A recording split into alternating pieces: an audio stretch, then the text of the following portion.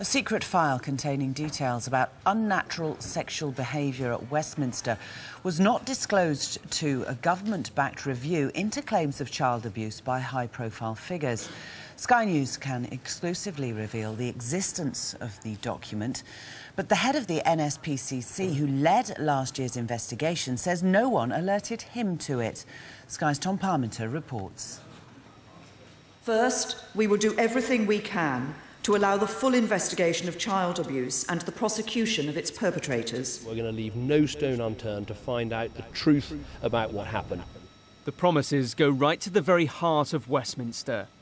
We now know the department responsible for the smooth running of government is sitting on a potentially significant file. We're looking at Prem 19, but if we do an advanced search... Finding old documents is part of Chris Murphy's job. So there's quite a few big security issues within these files, like Iranian hostage situation, Irish terrorism. Absolutely, and as I say, unfortunately, quite a few of them remain closed. But within these vast archives, he found one that made him stop. And there it is, allegations against former public of unnatural sexual proclivities, security aspects. I think I did a double take and then started wondering what the potential implications of the title, which is a little vague, could be. It was the year after Margaret Thatcher had swept to power. Where there is error, may we bring truth. It's highly likely she saw the contents. Documents prepared for the Prime Minister about the sexual practices of somebody of note. 35 years on, it's still classified on grounds of national security. The file is held by officials based here at the Cabinet Office on Whitehall.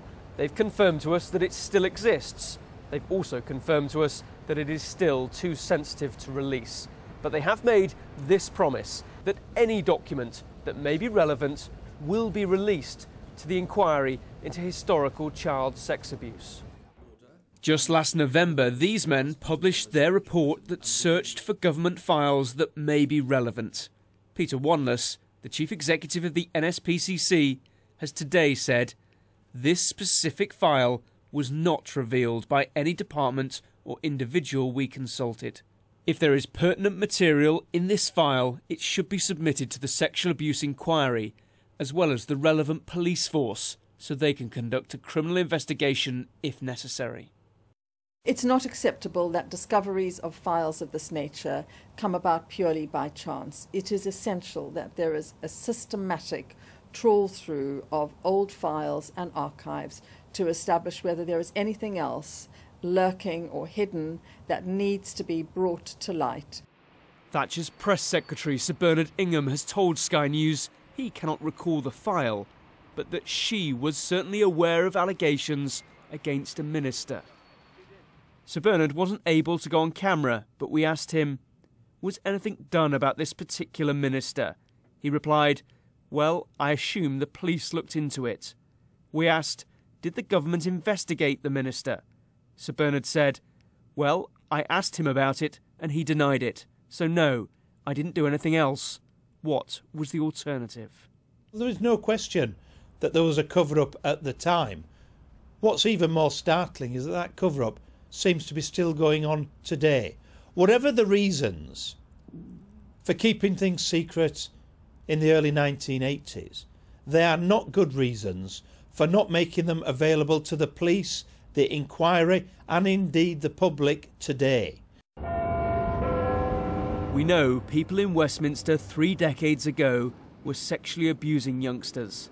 The Met Police are now investigating whether children were killed at nearby Dolphin Square. Survivors of all kinds of sexual abuse have individual stories, but they agree on at least one thing. It's time for today's politicians to keep promises, not secrets. Tom Parmenter, Sky News, Westminster. Tony Blair has insisted he is not responsible for delays